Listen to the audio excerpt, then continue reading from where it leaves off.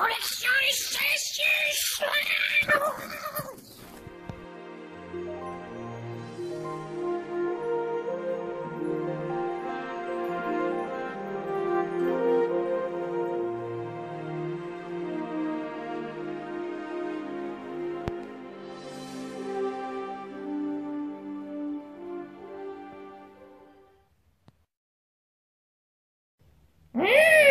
Salacious, pas content, pas cadeau dans le colis, pas cadeau.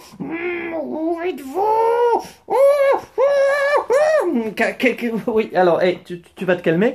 Alors, bonjour, bienvenue sur The Max Rebo Collection. Alors, on est là pour faire la review des nouveaux casques Altaïa, numéro 41, 42, 43, Bly, Phasma et Kylo Ren. Alors, effectivement, avec cet envoi, il était censé avoir une horloge Yoda offerte pour, je crois, tous ceux qui étaient adhérents, mais avec le prélèvement et tout ça. Alors bon, ils expliquent avec la facture que le cadeau a eu des problèmes de livraison et que ça sera envoyé avec un autre envoi. Donc, patience, de patience, il va falloir faire preuve. Voilà, donc effectivement, plus patience, oui, c'est le maître mot de cet envoi, parce qu'il a été très long à arriver, vu qu'ils ont eu, je crois, des ruptures de stock au niveau de Phasma et de Kylo Ren, deux modèles qui ont eu beaucoup de succès, et dont maintenant on va passer à la review et voir justement s'ils méritent ce succès et ce rupture de stock.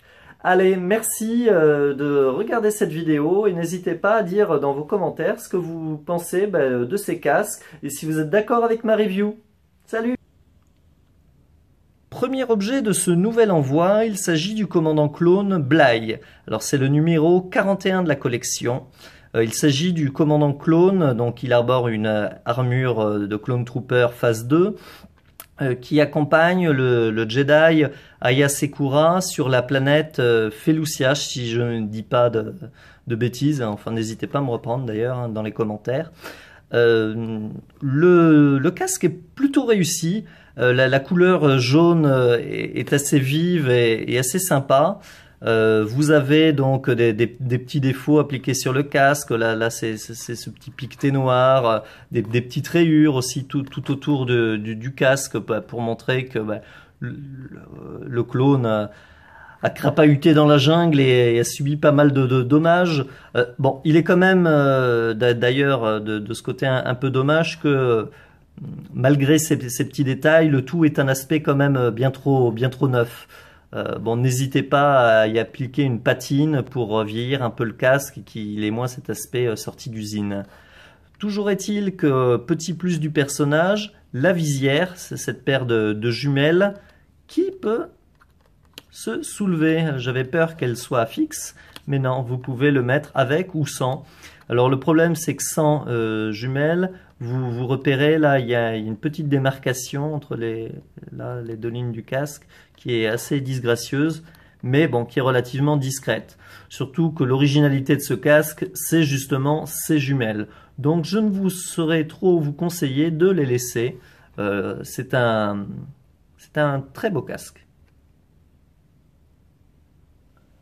Le numéro 42 était, je pense, très attendu par les fans. Il s'agit vraiment d'une très belle réussite, notamment parce que le casque du Captain Phasma est entièrement chromé, comme dans le film, et a cet effet brillant, réfléchissant, magnifique. Hein.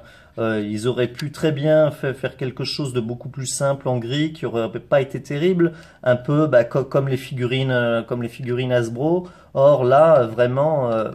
la force de ce casque, c'est justement d'opter pour cet aspect chromé.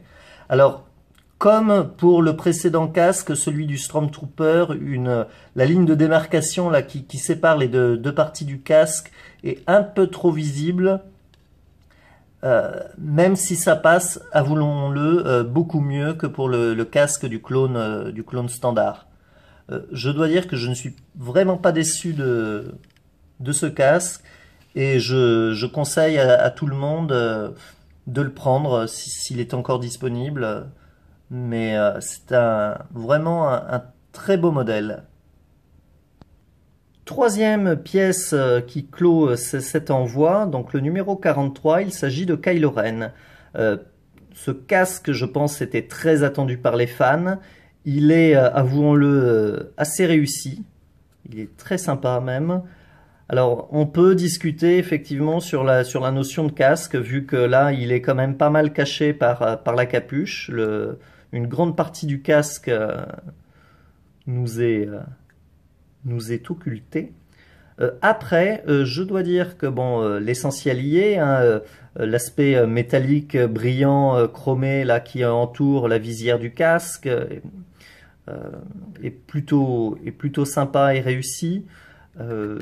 La capuche est, contrairement à d'autres fois, assez réussie. Alors ils ont mis un plastique souple qui rend assez bien, parce que la capuche a une forme relativement naturelle. Ouais, du plus bel effet. Contrairement, si vous avez vu ma review par exemple à Zamoiselle, où le carré de tissu était remplacé par un morceau de plastique rigide qui était pas terrible. Pareil sur le casque d'Anakin Skywalker de l'épisode 1, où ça faisait comment dire, un rendu beaucoup trop rigide. Là, la forme est assez bien rendue, et le casque est plutôt dynamique. Vraiment une belle pièce qui rend justice au personnage.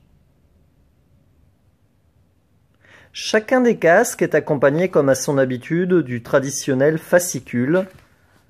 Le premier revient sur la loi de création de l'armée clone, ce temps fort de l'épisode 2.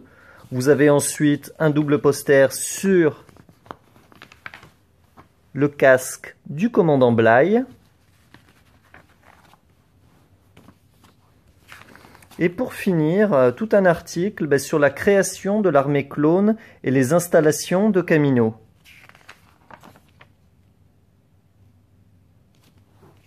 Le second fascicule est consacré au capitaine Phasma.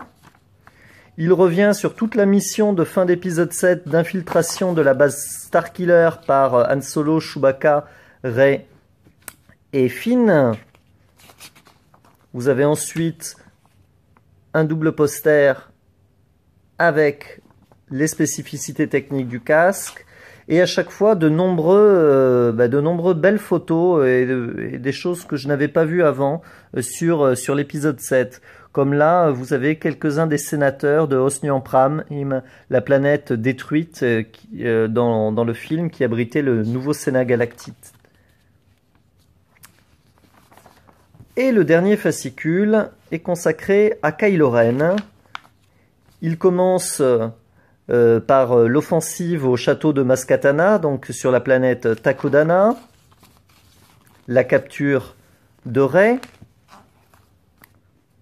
Là encore, les photos sont magnifiques, hein. Regardez celle-là sur le casque de Dark Vador, celle de Kylo Ren sans son masque. Voilà, et vous avez donc encore une photo des chevaliers de Ren. Et un double article, hop, sur donc le casque. Et là, pour finir, le château de Maz avec deux des occupants mis en avant. Effectivement, j'aimais bien. Ça ferait de jolies figurines Hasbro. Hop. Voilà, donc des fascicules, comme à leur habitude, riches en photos et informations.